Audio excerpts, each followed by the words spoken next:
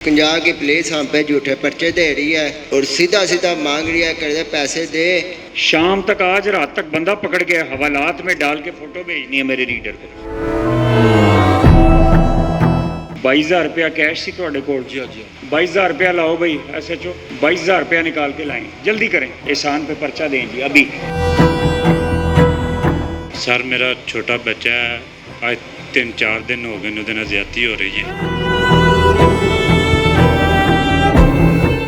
11:30 ਵਜੇ ਦਿਨ ਦਾ ਟਾਈਮ ਹੈ, ਇੱਕ ਤਜ਼ੀਅਤ ਤੇ ਜਾ ਰਿਹਾ ਸਾਂ ਤੇ ਉੱਥੇ ਬੰਦੇ ਫੜੇ ਗਏ ਨੇ ਇਹਦੇ? ਜੀ ਨਹੀਂ ਕੋਈ ਰਿਕਵਰੀ ਹੋਈ ਹੈ ਅੱਜ ਤੱਕ?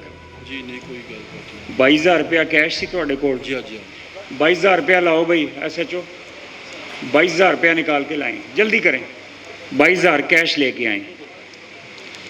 बाकी आप SHO डिंगा से लेते रहना, उससे सेटल करते रहना।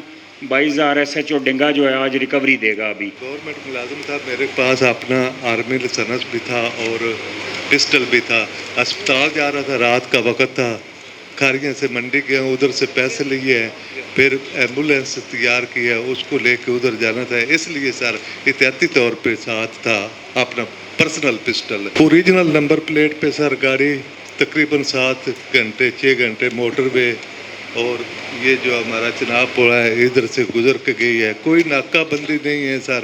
9 बजे तो सऊदी रियाल क्यों रखे हुए थे आपने? 5,000 सर घर गया, इन्हें जवाब दे छड़िया भाई ने हस्पताल है, इन्हें क्या लाहौर लै जाओ, तो ज्यों ज्यों पैसे लभे ने, एक घर को सऊदी रियाल लभे ने, उन्हें आख्या साढ़े घर आइए, मैं आख्या ठीक है दे छड़ो।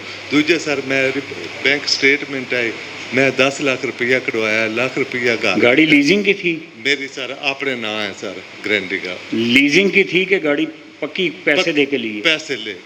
पैसे दे के लिए, लीजिंग बैंक की नहीं थी गाड़ी? किसी किस्म का सर कोई गाड़ी पे गिला शिकवा नहीं है। सर मेरा छोटा बच्चा है, आज 3-4 दिन हो गए ਉਹਦੇ ਨਾਲ ਜ਼ਿਆਦਤੀ ਹੋ ਰਹੀ ਹੈ। ਨਾਲ ਮੇਰਾ ਚਾਚੇ ਦਾ ਬੇਟਾ, ਉਹਨੂੰ ਮਜ਼ੀਦ ਨਾਲ ਮਾਰ ਰਹੇ ਨੇ, ਤੇ ਮੈਂ ਚਾਚੇ ਦਾ ਬੇਟਾ ਮੇਰੇ ਨਾਲ ਹੀ ਨਾ ਘਰ ਦੇ ਨਾਲ ਘਰ ਹੈ, ਉਹ ਗਲੀ ਵਿੱਚ ਰੋਜ਼ ਖੇਡਦਾ ਤੇ ਉਹਨੂੰ ਮਾਰਦੇ ਨੇ ਜੀ। ਮੈਂ ਗੁਜ਼ਾਰਾ ਕਰ ਰਿਹਾ, ਮੈਂ ਕਿਹਾ ਚਲੋ ਅੱਜ ਨਹੀਂ ਕੱਲ नहीं तो 337 H2 तो हवाई फायरिंग है और धमकियां हैं। किसने ਜੀ की?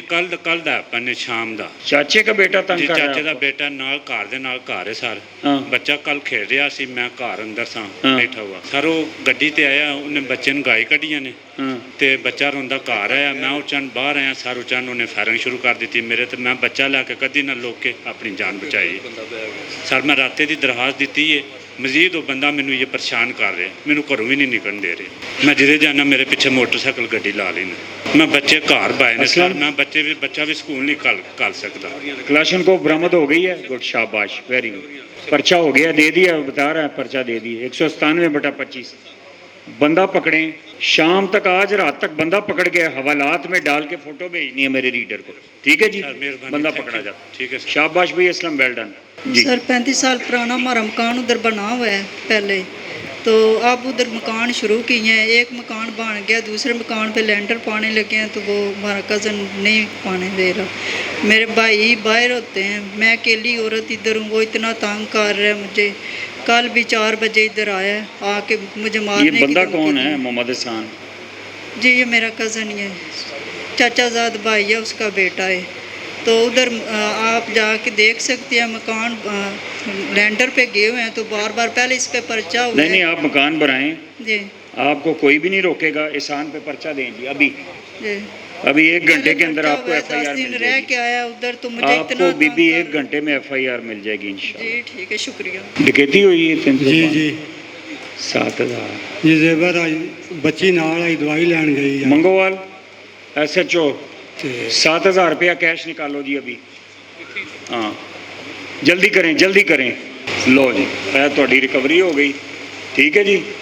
बाकी इंशाल्लाह देने हैं। ये बंदे पकड़ के मुकम्मल रिकवरी करके इनकी कैश वाली रिकवरी दे दी है आपने, बाकी रिकवरी करके मुझे 10 डेज़ का टाइम है, 10 डेज़ में आपने बताना है। हजूर गुजारिश है कि जगह ज़ाती तौर पर मेरे नाम है जी, बाकायदा ये कागजात जिहड़े ने वो मौजूद ने, तहसीलदार साहब, पटवारी साहब और AC साहब की रिपोर्ट मौजूद है, नक्शा मौजूद है, ਕੋਈ ਤਕਸੀਮ ਦਾ ਇਹ ਮਸਲਾ ਬੰਦੇ ਕੌਣ ਨੇ ਜਿਹੜਾ ਮਸਜਿਦ ਨਹੀਂ ਬਣਨ ਦਿੰਦੇ? ਜੀ ਉਹ ਪਿੰਡ ਦੇ ਹੀ ਨੇ ਹੈ। ਨਹੀਂ ਜ਼ਿਮੀਦਾਰ ਨੇ, ਜ਼ਮੀਨ ਉਹਨਾਂ ਦੀ ਹੈ ਨਹੀਂ। ਜਿੱਥੇ ਮਸਜਿਦ ਬਣਾ ਰਹੇ ਹੋ? ਜੀ ਨਹੀਂ, ਕਿਉਂ? ਉਹ ਜ਼ਮੀਨਦਾਰ ਹੈ ਵੀ ਨਹੀਂ ਤੇ ਜ਼ਮੀਨਦਾਰ ਨਾਲ ਉਹਨਾਂ ਦਾ ਕੋਈ ਤਲਕ ਵੀ ਨਹੀਂ ਹੈ। ਉਹ ਆਉਂਦੇ ਨੇ ਪੈਸੇ ਮੰਗਦੇ ਨੇ, ਉਹ ਆਉਂਦੇ ਨੇ ਵੀ ਜੀ ਮੈਨੂੰ ਪੈਸੇ ਦਿਓ ਸਾਨੂੰ, ਤੇ ਤਾਂ ਜਿਹੜਾ ਨਾ ਅਸੀਂ ਬਣਨ ਦਿਆਂਦੇ ਆ। ਬਦਮਾਸ਼ੀ ਕਰ ਰਹੇ ਨੇ ਸਿਰਫ।